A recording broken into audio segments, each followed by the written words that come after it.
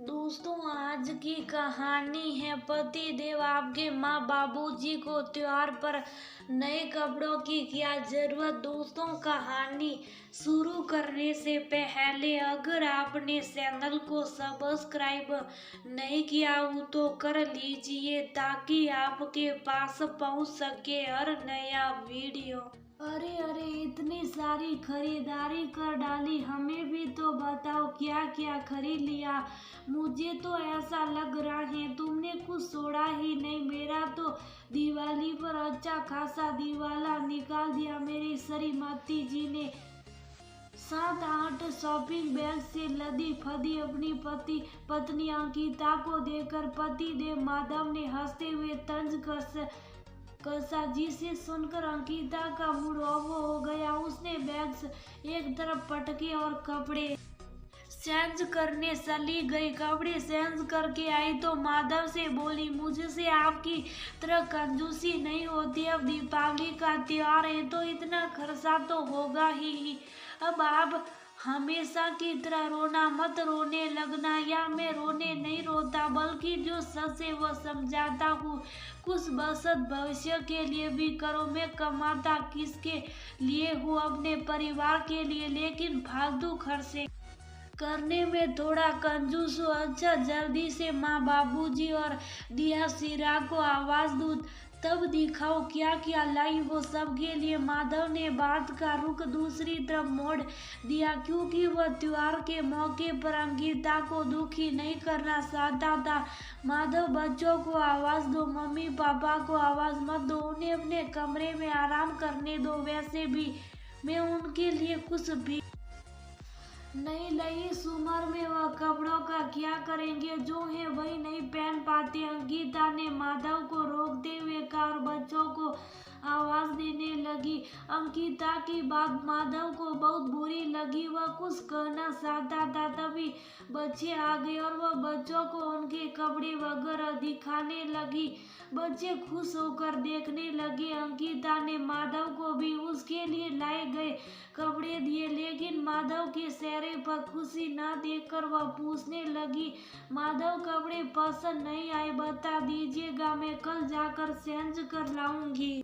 तब तक बच्चों ने सारे बैग्स खोल डाले और दोनों एक साथ बोले, मम्मा, दादी माँ और बाबा के लिए क्या लाई हैं आप? सबके गिफ्ट देख लिए, लेकिन दादी माँ और बाबा के गिफ्ट नहीं देखे। बच्चों, दादी माँ और बाबा को क्या जरूरत थी, इसलिए नहीं लाई। अंकिता खिसियाते हुए बोली, मम्मा, जरूरत कैसे नहीं है? आज ही बाबा मुझसे पूछ रहे थे कि तुम लोग कपड़े खरीदने कब जाओगे। हमें भी अपने लिए और तुम्हारी दादी माँ के लिए नए कपड़े खरीदने कितना समय हो गया, हमने नए कपड़े नहीं खरीदे। बहू हमेशा यही कह देती है कि आप लोग तो घर पर ही रहते, आपको नए कपड़ों की क्या जरूरत। लेकिन इस बार हमने रुपये जोड़े हैं अपने लिए, ना सही तुम्हारी दादी माँ को दीपावली पर सिल्क की साड़ी जरूर दिलवाएंगे। मम्मा, क्या बूढ़े होने पर ईसाई खत्म हो जाती हैं? आप लोग भी जब दादी माँ और बाबा जितने बूढ़े हो जाएंगे तब आपको भी किसी चीज की जरूरत नहीं रह जाएगी, क्योंकि बूढ़े लोग तो कहीं आने जाने में भी असमर्थ हो जाते। चिराग ने कहा। उसके शब्दों में अपनी माँ की इस हरकत पर नाराजगी साफ साफ झलक रही थी। अंकिता, देखा तुमने, मुझे माँ बाबूजी को बुलाने से रोक दिया, लेकिन अब तुम्हारे पास बच्चों की बातों का कोई जवाब है तो उन्हें जवाब दो। मैं तुम्हें हमेशा यही समझाया हूँ कि बच्चों के सामने ऐसा कुछ भी मत करो जो भविष्य में तुम्हें पछताना पड़े। मेरे माँ बाबूजी हैं, वह जिंदगी भर उन्होंने मेरी खुशियों के लिए अपनी खुशियों का त्याग किया है। बाबूजी तो अपने लिए कभी एक नई बनियान तक नहीं लेते थे, लेकिन मेरे लिए नए कपड़े जरूर लाते। माँ कभी मिठाई खुद नहीं खाती, लेकिन मेरे लिए बसाकर जरूर रखती कि मेरे राजा बेटे को मिठाई बहुत पसंद है। तो क्या आज मेरा फर्ज नहीं बनता कि जो उन्होंने बचपन में मेरे लिए किया, मैं भी उनके लिए कुछ कर सकूं, उन्हें खुशियां दूं। कल यही बच्चे हमारे साथ ऐसा ही कुछ करेंगे तो सोचो जरा कितनी तकलीफ होगी। माधव ने थोड़ा तलक लहजे में अंकिता से कहा, सॉरी बच्चों, मुझसे बहुत बड़ी गलती हो गई। मुझे लगा कि वह घर पर ही रहते हैं, कहीं आते जाते, नहीं तो उन्हें त्योहारों पर नए कपड़ों की क्या जरूरत, बस इसलिए नहीं लाई। लेकिन मुझे अपनी गलती पता चल गई है। कल हम सभी लोग मार्केट जाएंगे और दादी माँ और बाबा को उनके पसंदीदा कपड़े दिलवाएंगे। और पक्का वादा वादा ईदा से सबसे पहले मैं माँ बाबूजी का ध्यान रखूंगी, अंकिता ने शर्मिंदा होते हुए कहा।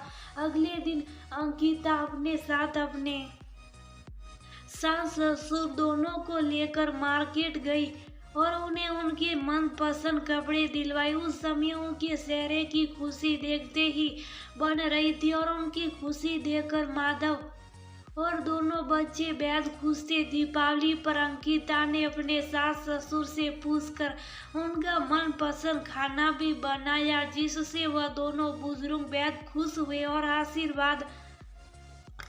आशीर्वादों की बौछार कर दी। सबने मिलकर त्योहार मनाया, चारों तरफ खुशियां ही खुशियां थी।